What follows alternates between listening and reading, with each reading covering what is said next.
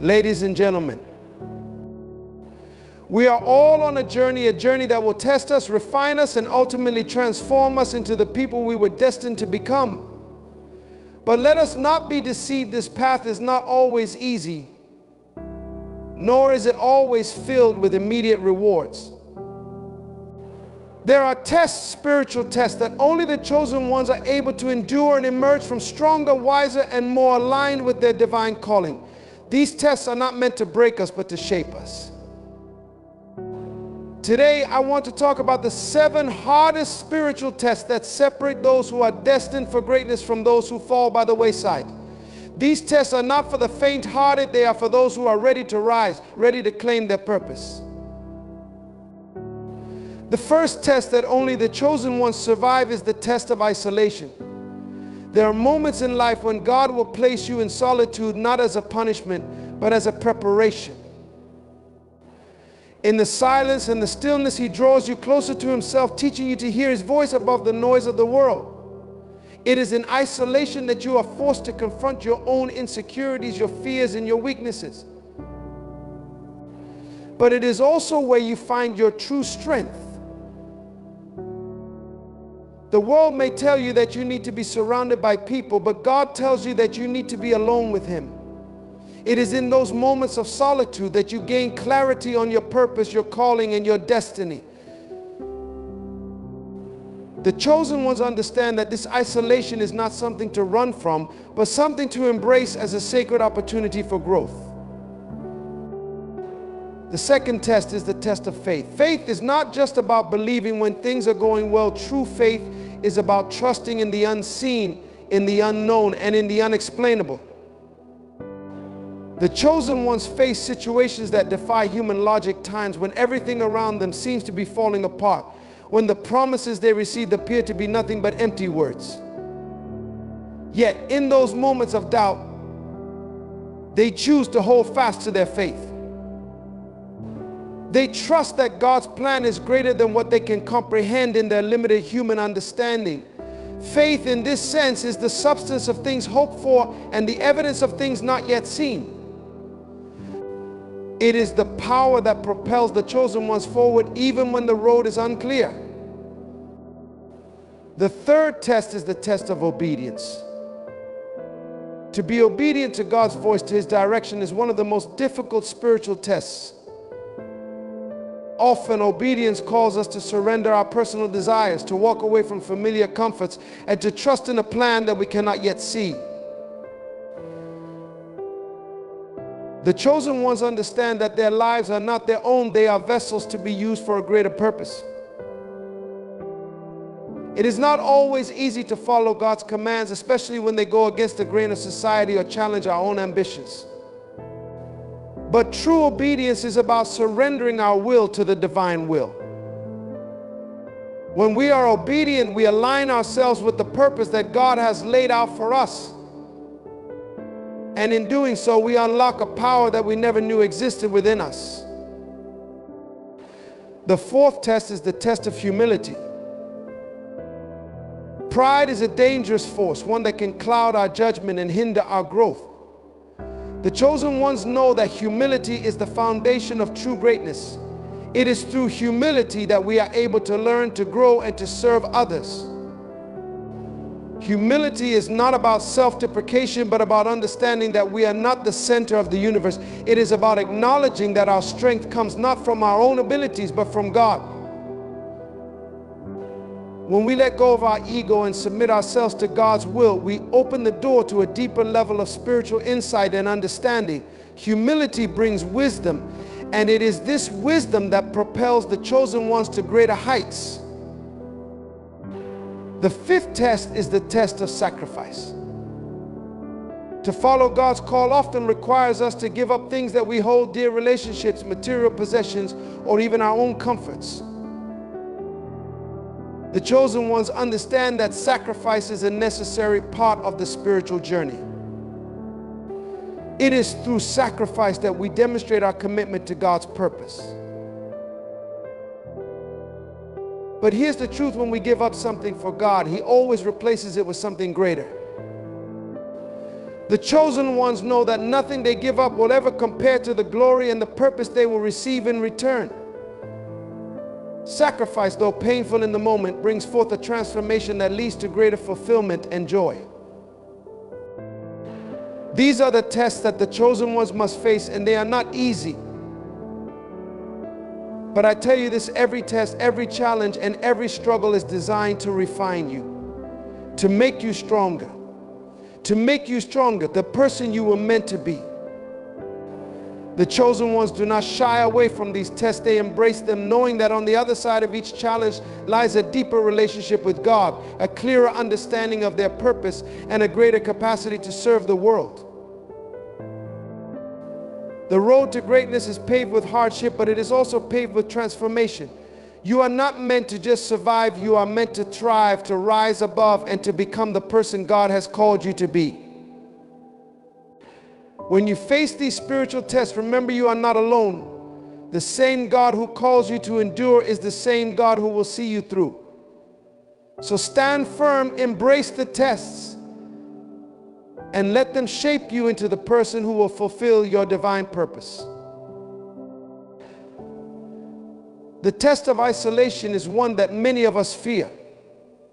We fear being alone because we associate it with loneliness, with abandonment, with a sense of disconnection. But what if I told you that isolation isn't something to be avoided, but something to be embraced? What if I told you that it's in those moments of solitude that you can hear the whisper of your true calling? You see, God often places us in isolation not to punish us, but to prepare us for something greater. When you're surrounded by noise, by distractions, by the opinions of others, it becomes difficult to hear the still small voice inside of you, the voice that is calling you to greatness, to your purpose, to the life you were meant to live. The world will try to pull you in 1,000 directions, telling you who you should be, what you should do, how you should think. But in isolation, you are forced to quiet all of that noise. You are forced to face yourself, your thoughts, and your fears. And it is in this sacred space that God can finally speak to you. Isolation is not a time to despair. It is not a time to mourn the lack of company or the absence of approval from others. It is a time for self-reflection, for growth, for finding the strength and clarity that can only come when you're free from the external world's expectations. Think of it like a garden. The soil must be prepared, nurtured, and cared for in solitude before anything can bloom. In isolation, you can cultivate the soil of your soul. You can clear away the weeds of doubt, fear, and confusion, making room for the seeds of your purpose to take root. During these moments of solitude, you are often confronted with your own vulnerability. There's no one around to distract you from your insecurities, your flaws, or your mistakes. But that's the point. Through isolation, you can confront and overcome those very things. You can allow yourself to heal, to grow, to become the person you need to be in order to fulfill your calling. The pain you may feel in isolation is not there to break you. It is there to refine you. It is there to teach you patience, resilience, and self-reliance. Embracing isolation requires a shift in perspective. It requires you to see the value in being alone and being still. It requires trust in the process. You may not understand why you are where you are, why it feels like everyone around you has a crowd of people, a clear purpose, and a defined path. But trust me when I tell you that your moment of isolation is leading you to something deeper, something more profound. It is during these quiet moments that you can hear the calling on your life with greater clarity, and you can prepare to step into it with more confidence. You are not defined by the people around you, by the distractions you face, or by the noise that often drowns out your inner voice. You are defined by the unique calling that God has placed on your life, and that calling will only become clear when you allow yourself the space to listen. It's in those quiet moments, in those times of isolation, that you will discover the truth of who you are and what you were put on this earth to do. So embrace the solitude. Don't run from it. Let it shape you. Let it mold you into the person who is ready to hear the call, to step into your purpose and to fulfill your destiny.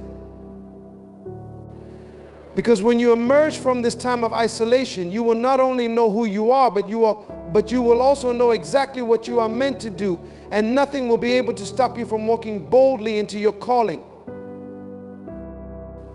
The test of faith is one of the most profound challenges we will ever face in our spiritual journey.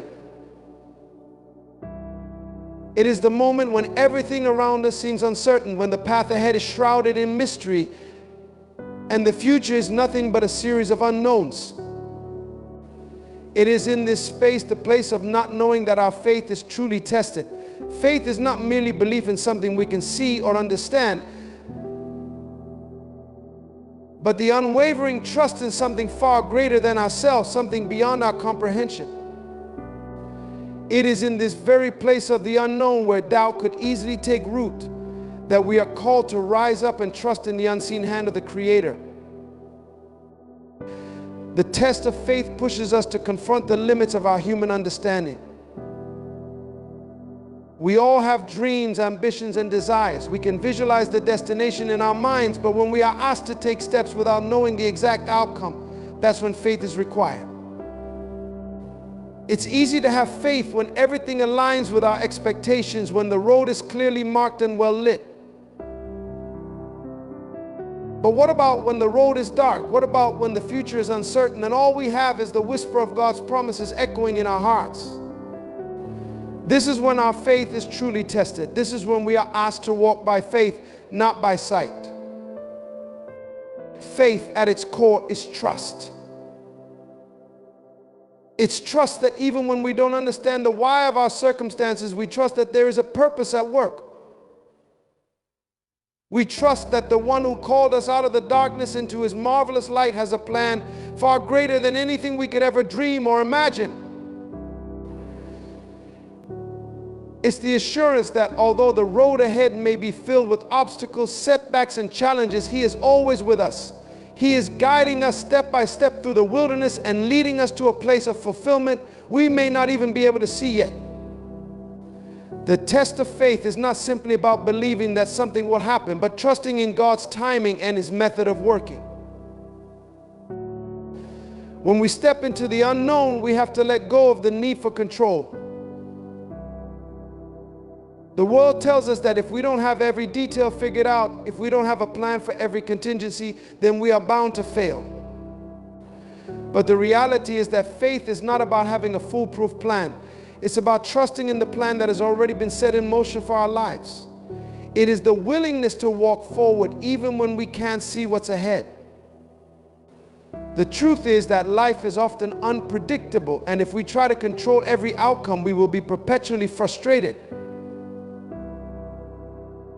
But when we choose faith, we are free from the burden of having to have all the answers. We can trust that God is directing our steps, even in the moments when the path is unclear. What's remarkable about faith in the unknown is that it builds a deeper connection with God. It forces us to rely on Him fully, to lean not on our own understanding, but on His infinite wisdom. When we can't see the way forward, we are compelled to trust not just in the destination, but in the process. Faith teaches us that the journey is just as important as the destination. The steps we take, the lessons we learn, and the way we grow in the midst of uncertainty shape us into the people we are meant to become. It's easy to trust when everything is smooth sailing, but it's in the rough waters of life that our faith is refined. The harder the journey, the stronger our faith becomes. What's powerful about faith is that it's not something we have to muster on our own. It is a gift that God gives to us, and it grows the more we trust. The more we step out, the more we experience His faithfulness. It's in those moments when we take that step into the unknown and God meets us there that our faith deepens. Each time we walk through uncertainty and see that God was faithful to lead us through, our trust in Him grows stronger. Faith is not a one-time decision. It's a continual choice to trust God even when we cannot see where He is taking us. It's trusting in His character, knowing that He is good and that His plans for us are always for our good, even when we don't fully understand the process. In the test of faith, we are not being asked to walk blindly. We are being invited to walk in complete surrender, with open hearts and minds, trusting that the one who holds our future holds it with the utmost care and purpose. The more we step out into the unknown, the more we come to realize that the unknown is not something to fear, but a place where God does His best work in us. It is where He transforms our character, strengthens our resolve, and solidifies our trust in Him. When you find yourself in that place where you cannot see the way forward, where the future is uncertain, and your heart is full of questions, know that it is in this very moment that your faith is being refined. The test of faith is not a punishment, it is an opportunity to grow deeper in your relationship with God, to discover that He is faithful even in the unknown, and to come to a place where you can trust Him with your entire life without reservation. Because in the end, faith is not about seeing the path ahead, it's about trusting the one who is leading you, even when you can't see where He's taking you. Obedience, it is a word that often gets overlooked in our fast-paced, self-driven world, but it is one of the most powerful keys to unlocking the full potential of your life. The test of obedience is not a simple challenge. It is a journey that requires us to let go of our personal desires, our will, and our plans in order to align with something greater than ourselves. To truly surrender to divine direction is to step into a life that is led not by our limited human understanding, but by the infinite wisdom of the Creator. Obedience starts with trust. You cannot obey what you do not trust. This is why many of us struggle with obedience, because we often question the direction we are being asked to take. We look at the road ahead and it does not make sense to us.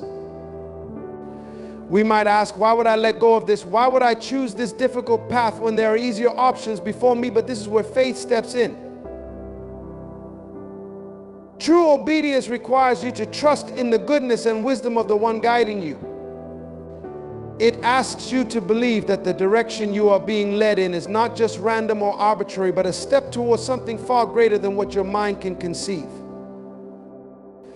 When we surrender to divine direction, we are essentially saying, I trust that you know what is best for me.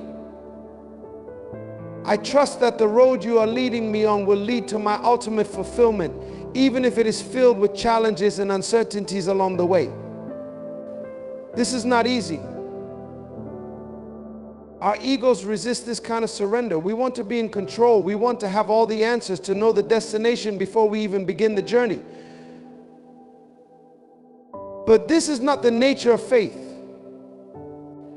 The nature of faith is to move without seeing the entire picture, to step into the unknown with the confidence that the one who is leading you has already gone ahead and prepared the way.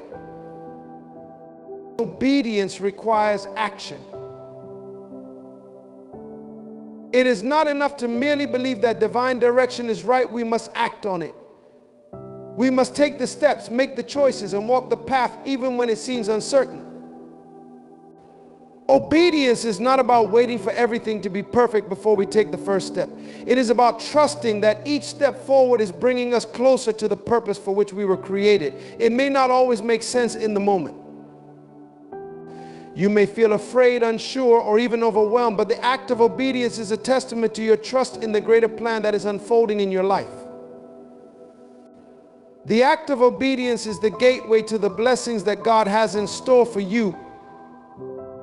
But those blessings are only accessible when we choose to follow the path laid out for us. One of the hardest aspects of obedience is surrendering your personal desires. We all have dreams, goals, and aspirations. But when we choose to follow God's direction, sometimes those dreams are put on hold or are redirected in ways we did not expect. The test of obedience is learning to let go of our tightly held visions for our lives and allow God to redefine those visions. It is learning to trust that His plans for us are always better than our own, even when it feels like a sacrifice in the moment. The beauty of obedience, though, is that it creates room for divine fulfillment. It opens us up to blessings that we could never have imagined for ourselves. It is when we choose to follow divine direction that we experience a peace and a joy that surpasses understanding. We begin to see that God's direction for our lives is not about limiting us, but about expanding us. It is about taking us to places we never thought possible, about positioning us for success in ways that our limited perspective could never have envisioned. Surrendering to divine direction does not mean that the road will be free of challenges or difficulties. In fact, the path of obedience is often the hardest one to walk. There will be times when you feel alone, when you question if you made the right choice, when the weight of obedience feels unbearable, but it is in those moments that your faith is being strengthened. It is in the moments of struggle that you are being refined. Every test of obedience is an opportunity to grow, to become more in tune with your divine purpose, and to develop a deeper relationship with the one who is guiding you. In the end, the test of obedience is about more than just following rules or fulfilling duties. It is about allowing yourself to be transformed by the process. When you surrender to divine direction, you open yourself to a life of true fulfillment, peace, and purpose. You begin to see that there is a higher purpose behind every twist and turn, that God is orchestrating everything in your life for your ultimate good. The test of obedience, though difficult, is not one that we should shy away from, but one that we should embrace. For it is in the act of surrender that we discover the beauty and power of walking the path God has prepared for us. The test of humility is one of the most profound and often overlooked challenges on the journey toward greatness. It is a test that goes beyond external actions and delves deep into the heart and mind, challenging us to relinquish one of our most prized possessions, our ego. The ego, that voice within that constantly seeks validation, recognition, and dominance, is a force that can both drive us and destroy us. But in order to truly grow, in order to fulfill our higher purpose, we must learn to let go of that prideful sense of self-importance that can so easily overshadow our true potential. Humility is not about weakness, nor is it about pretending to be less than we are. Humility is about recognizing that while we may possess great gifts, talents, and achievements, there is a greater force at work. And it is through that recognition that we are able to align ourselves with something far more powerful than our individual selves. The test of humility challenges us to acknowledge that our strength does not come from our own abilities, but from a higher source, a divine purpose that we are merely vessels to fulfill. At the core of humility is the ability to see ourselves in the light of reality, not inflated by our achievements, not diminished by our mistakes, but as we truly are imperfect beings who are continually learning, growing, evolving.